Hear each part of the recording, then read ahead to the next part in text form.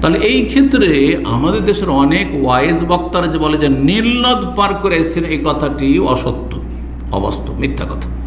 নীলনদ না, আনিদরে বেআসাকাল বাহার, আল্লাহ বলছেন। বাহার বলেছেন, নাহার বলেননি। নাহার মানে নদী, নদ, আর বাহার মানে হচ্ছে সাগর।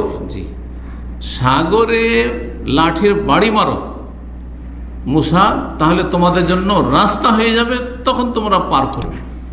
পেছনে তেড়ে আসছে, কিচ্ছু করতে পারবে না, পাবে না, তোমরা পার হয়ে চলে যাবে। আনাইজরে বেআসাকাল বাহার, কোরআনে কারিমে আল্লাহ বলে বলেছেন, সেটি ছিল লোহিত সাগর। তো এই লোহিত সাগরের একটা অংশ দিয়ে পার হচ্ছে। চিন্তা করেন যে একটা সাগর কতটা তার গভীরতা আছে, সেই গভীর পানি একেবারে কি হলো, দুই ভাগে বিভক্ত হলো, মাঝখানে রাস্তা হয়ে গেল, দুই দিকের পানি আর পানি হয়ে নাই, সেটা পাথরের মতো জমে গেল, একেবারে বরফ পাথর হয়ে জমে গেল, থেমে গেল।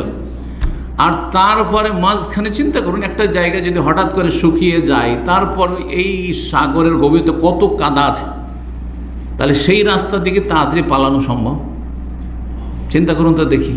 তাহলে সেই রাস্তা কি কাদা ছিল, যে কাদা দিয়ে পার হচ্ছেন মুসা আলাইহিস সালাম আর তার কওম? সূরা তাহা পড়ে দেখুন, আয়াত নম্বর ৭৭-এ আল্লাহ বলছেন যে আমি মুসা আলাইহিস সালামকে ওহী করলাম যে তুমি লাঠির বাড়ি মারো, ফাদরিব লাহুম তারিকান ফিল বাহরে ইয়াবাসা, তাদের জন্য তুমি বাহরে, যেখানে বলছে ফাদরিব লাহুম তারিকান ফিল, তারিক মানে রাস্তা, পথ, কোথায়? ফিল বাহরে, সাগরে, সাগরে তাদের জন্য রাস্তা তৈরি করে নাও বাড়ি মেরে। ইয়াবাসান, ইয়াবাসান মানে শুকনো, শুখা রাস্তা, শুখা রাস্তা, কাদা নেই, পানি নেই, কোনো রকমের কিছু নেই, শুকনো রাস্তা, একবার শুকনো পথ, যেমন রোড রাস্তা দিয়ে চলছেন সেই রকম পথ হয়ে গেছে, এত গভীরে, যেখানে সূর্যের আলো পর্যন্ত সাগরের নিচে পৌঁছানো। চিন্তা করুন আপনি, এইরকম জায়গায় যেমন তেমন মজেজা মনে করেছেন আপনি, হালকা কেশা শুনে চলে গেছেন।